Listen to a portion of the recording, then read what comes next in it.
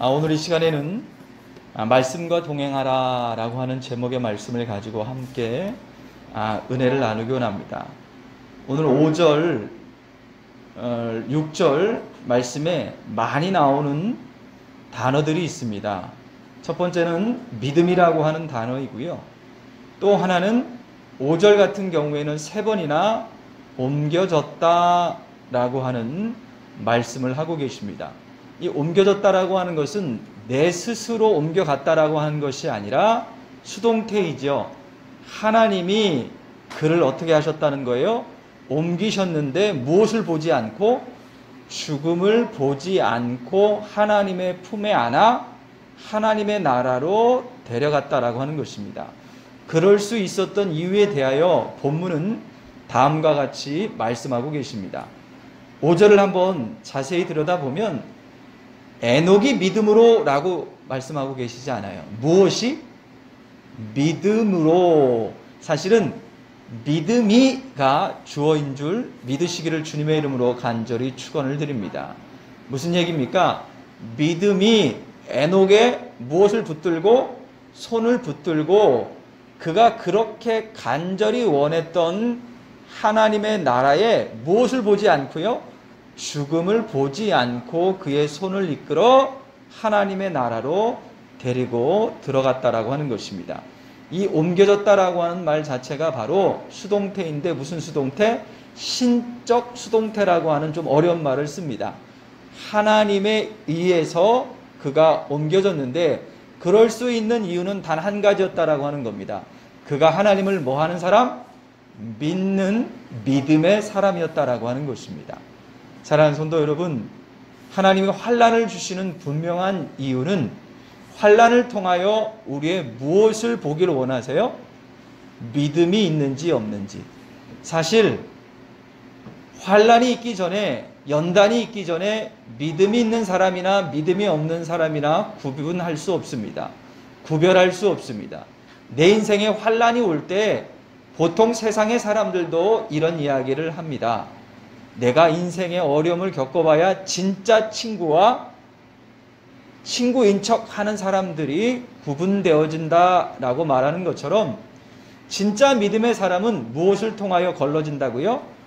고난과 환난을 통하여 분명하게 그의 믿음이 정금과 같이 단련되어지고 그 믿음이 우리가 간절히 원하는 모든 믿음의 자리, 은혜의 자리로 우리를 이끌어가는 줄 믿습니다.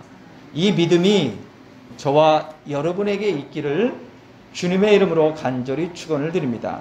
그러면 이 어떤 에녹의 믿음이 하나님을 이렇게 기쁘시게 했고 기쁘시게 한 정도가 죽음을 보지 아니하고 이건 하나님의 섭리이고 질서인데 하나님이 그것을 뛰어넘어 그를 하나님의 품에 안으셨는지를 살펴보면서 과연 하나님이 기뻐하시는 믿음이 무엇인지를 깨닫는 이 아침이기를 주님의 이름으로 간절히 축원을 드립니다. 믿음의 계보에 오른 에녹의 이름은 봉헌되다 라고 하는 뜻을 가지고 있습니다. 또 하나는 좁히다 라는 뜻도 가지고 있습니다. 그가 하나님과 동행하는 삶을 살았다라고 창세기 5장은 우리에게 아주 분명하게 증거해 줍니다. 동행의 뜻은 걸었다, 따라가다, 함께 가다 라고 하는 뜻입니다.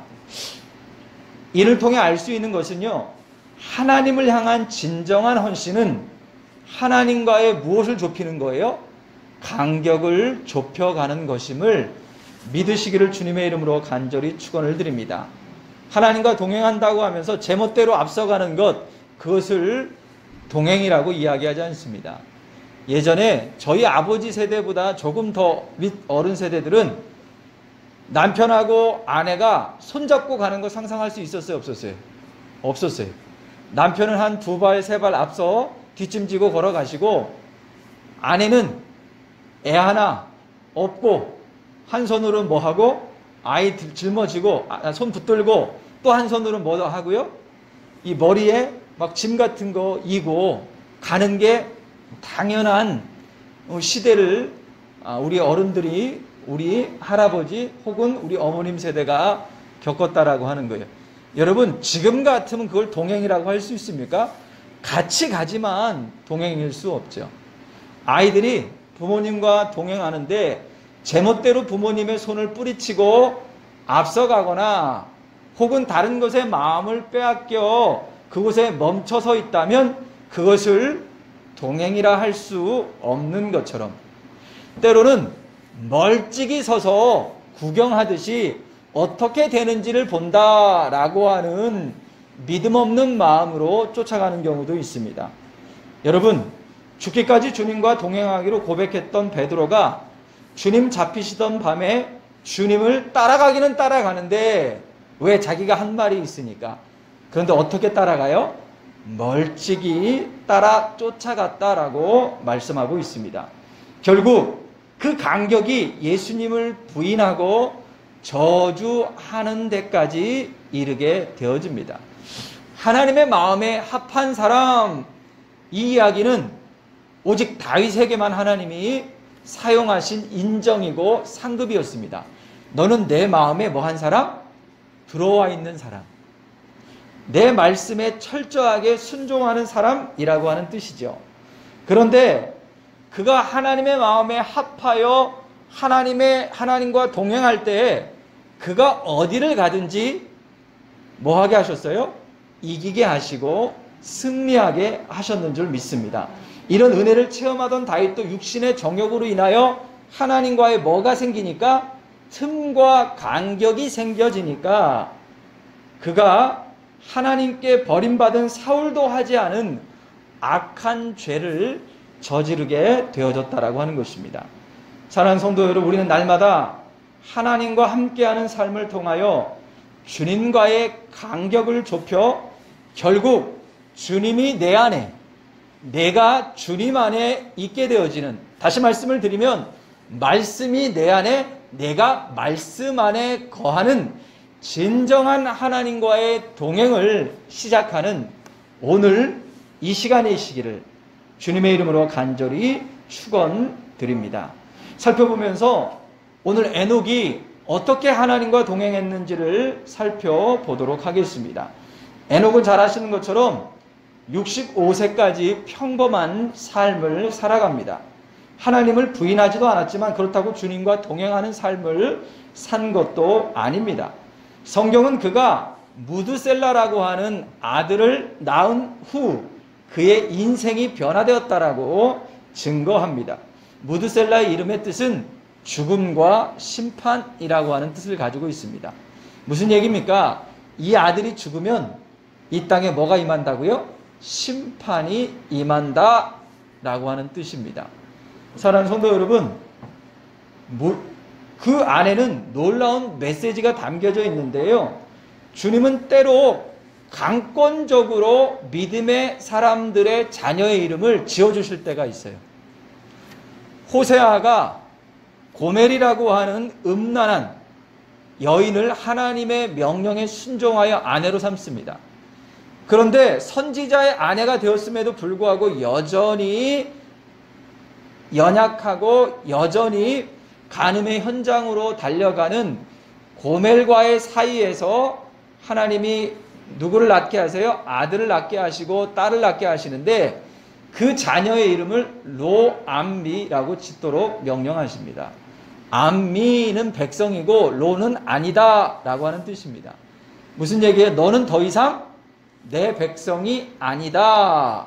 선지자 자녀의 이름을 하나님, 오늘날로 말하면 뭐라고 하는 거냐면 너는 더 이상 그리스도인이 아니다 라고 하는 이름으로 짓도록 하셨다라고 하는 겁니다. 무슨 얘기입니까? 하나님과의 바른 관계를 속히 깨트리고 세상을 향하여 우상 숭배를 향하여 음란하듯 그 우상을 섬기는 이스라엘 백성들을 향한 하나님의 뭐였다고요? 경고의 메시지였는 줄 믿습니다. 사랑하는 성도 여러분, 따바르가요 말씀이라고 하는 뜻이에요. 그런데 여러분, 지금 전염병 때문에 이 난리가 일어나고 있잖아요. 이 전염병이라고 하는 것도 똑같은 뜻이, 똑같은 이름인데 떼베르라고 읽기만 다르게 읽습니다. 전염병. 하나님이 전염병을 통하여 뭘 보여주시는 거예요? 하나님의 경고의 메시지를 이 민족뿐만 아니라 믿고 하나님의 말씀대로 순종하며 살아가야 하는 저와 여러분에게 하고 계시는 줄 믿습니다. 회개할 수 있는 기회를 주고 계심을 믿으시기를 주 예수 그리스도의 이름으로 간절히 축원을 드립니다. 그러므로 하나님을 경외하지 않는 악한 자들을 향한 경고의 메시지로 하나님은 평범한 삶을 살아가던 에녹이라고 하는 사람을 부르시고 그의 아들 무드셀라를 통해 그를 심판의 메신저로 하나님은 사용하기를 원하셨다라고 하는 것입니다. 여러분, 연약한 자들과 로마서 5장에 나오는 연약한 자들, 스스로의 힘으로는 손 하나 까딱할 수 없고 구원의 자리로 나아갈 수 없는 연약한 자들과 악한 자들의 특징이 있어요. 그게 뭐냐면 내일이 없는 것처럼 살아요. 요즘 젊은 사람들이 집 안 사요. 월세를 살아도, 이 얘기는 벌써 한 20년 전부터 나온 이야기입니다. 사골세를 살아도 차는 몸에 걸치는 건 뭘 걸친다고 해요? 명품 자동차를 구입하려고 합니다. 왜 그래요? 내일이 없어요. 우리 어머니 세대만 해도 무엇을 위해? 더 나은 미래를 위해 저축하는 것도 있고 준비하는 것도 있었는데 오늘을 살아가면 그만이라는 거예요. 가끔 매스컴을 통하여 10대 애들이, 이미 그것도 20년 30년 전 얘기인데 지금은 더 하겠죠. Z세대라고 하는 아이들이 어떻게 이야기를 해요? 내일이 없대요. 꿈이 없대요. 그냥 오늘 하루하루 뭐 하면 된대요? 즐기면서 살면 된대요.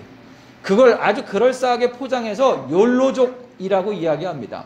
즐길 수 있을 때 뭐 하라고요? 즐기라고 하는 것이죠. 여러분, 즐기는 것 그 자체가 나쁜 것이 아니지만 즐기는 쾌락이 우리 삶의 목적이 되어지면 우리에게 뭐가 없어져요? 내일이 없어지게 되어진다라고 하는 겁니다.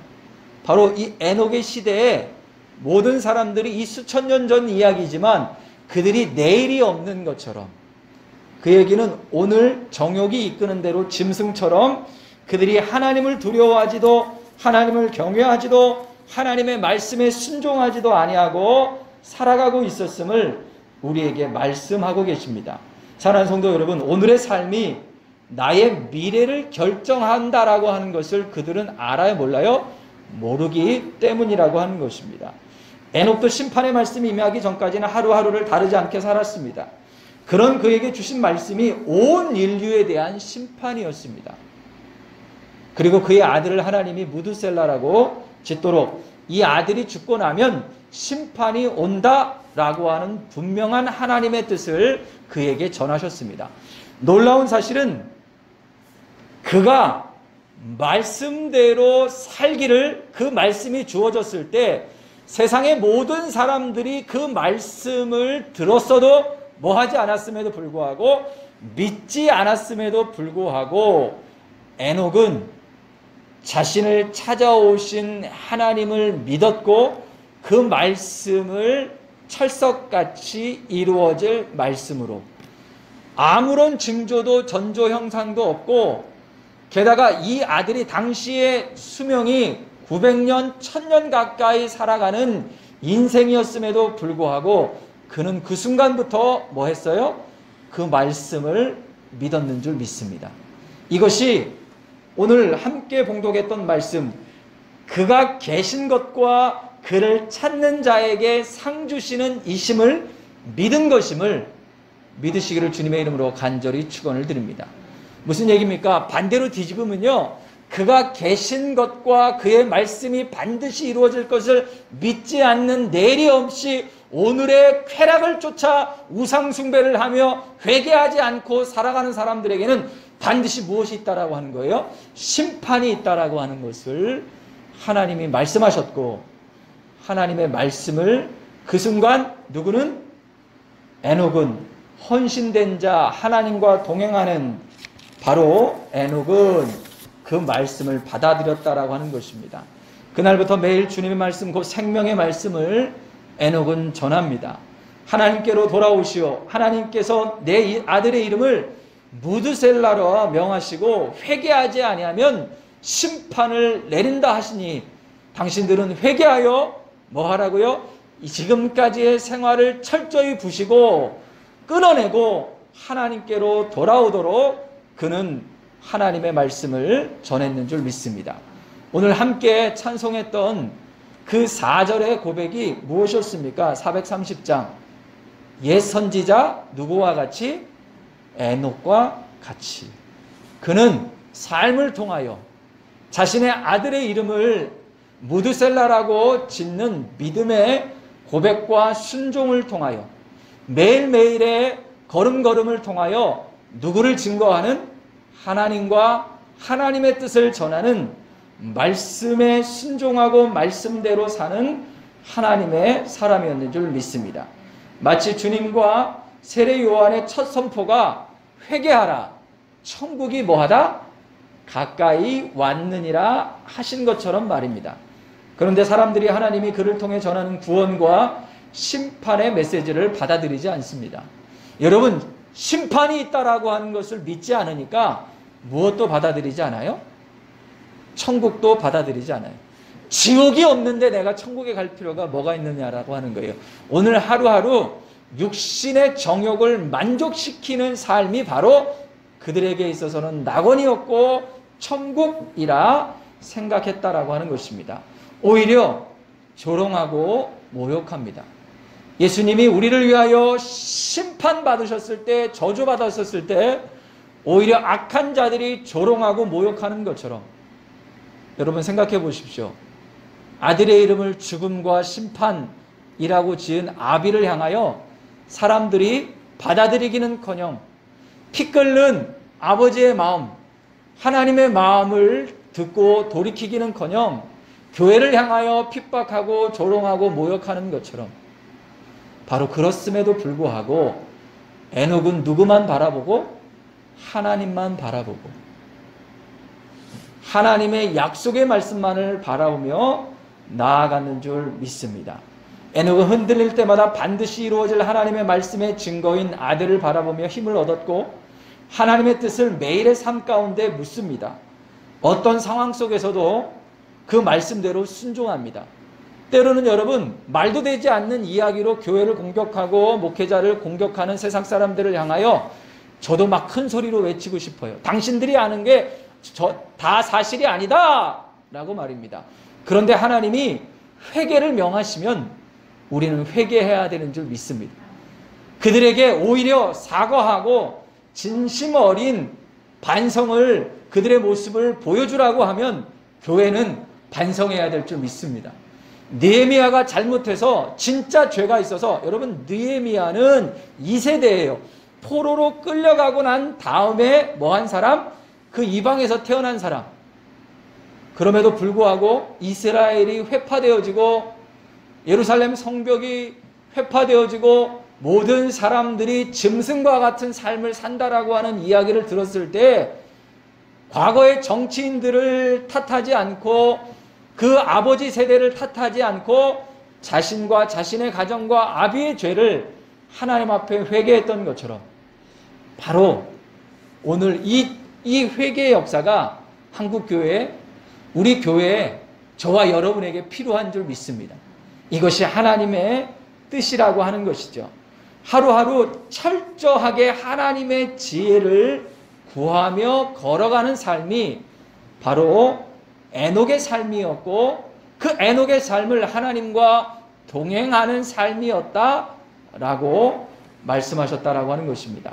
사랑하는 성도 여러분, 지혜라고 하는 것이 바로 분별하는 것입니다. 하나님의 눈으로 세상을 바라보시기를 주님의 이름으로 간절히 축원을 드립니다. 분명한 사실은 하나님이 이 환난을 통하여 서론의 말씀을 드렸던 것처럼 진짜 그리스도인을 만들어 가시는 줄 믿습니다.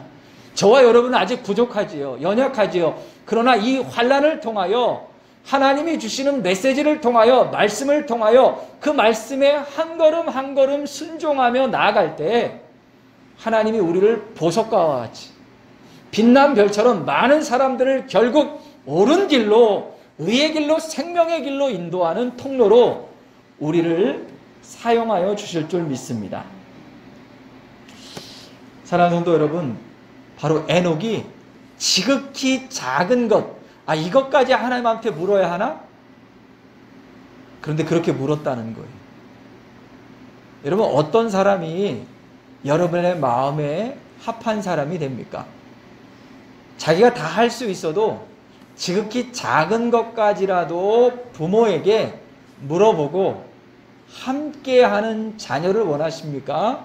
자기 잘난 맛에 부모의 의견이나 부모의 생각은, 의중은 하나도 묻지 아니하고 자기 인생을 자기 마음대로 살아가는 자녀가 여러분의 마음에 합한 자녀입니까?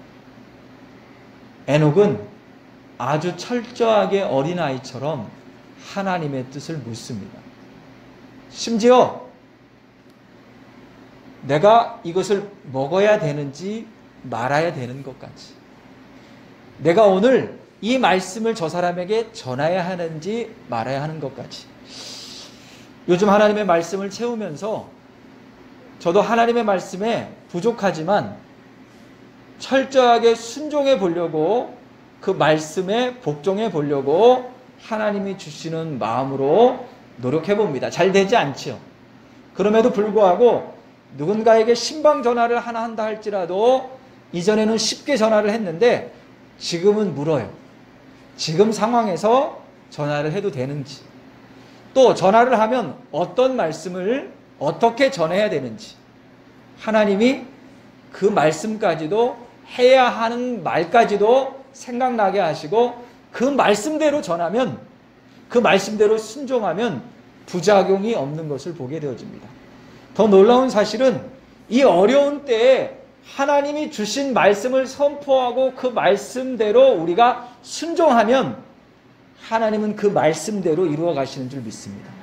바로 이것이 말씀에 순종하는 삶, 이것이 말씀과 동행하는 삶, 하나님이 기뻐하시는, 하나님을 경외하고 하나님과 함께하는 삶인 줄 믿습니다. 결론의 말씀을 드리겠습니다. 여러분, 주님과 동행하는 삶을 우리는 자주 언급합니다. 그런데 아무리 주님과 동행하는 삶을 잘 설명해도 추상적입니다. 왜? 각자의 느낌이나 각자의 삶이 다르기 때문에. 그런데 아주 구체적인 것이 있습니다. 말씀과 동행하는 것이 바로 주님과 동행하는 것입니다. 말씀은 너무 분명하게 우리에게 이미 벗기어 보여주셨다라고 하는 말씀을 드렸어요. 가려놓고 보여주신 것이 아니라 다 펼쳐놓고 하나님이 밝히 우리에게 명하시고 보여주셨는 줄 믿습니다. 그래서 서로 사랑하라 말씀하셨으면 우리 뭐 하면 돼요? 사랑하면 그것이 주님과 동행하는 것인 줄 믿습니다. 주님이 내려놓으라고 하시면 내가 할 수 있음에도 불구하고 뭐 하면 돼요? 내려놓으면 되는 줄 믿습니다. 세상 사람들이 다 가는 그 편에 서는 것이 아니라 외롭고 광야의 길이라 할지라도 하나님 편에 서서 광야로 내려가라고 하시면 광야로 내려가면 되는 줄 믿습니다. 바로 그것이 가장 구체적인 주님과 동행하는 방법이라고 말씀하고 계십니다. 사랑하는 성도 여러분, 이런 하루하루가 모여 믿음의 일상이 되고 믿음의 인생이 되어지는 줄 믿습니다. 그 믿음의 일상과 믿음의 인생이 결국 누구를 기쁘시게 한다고요?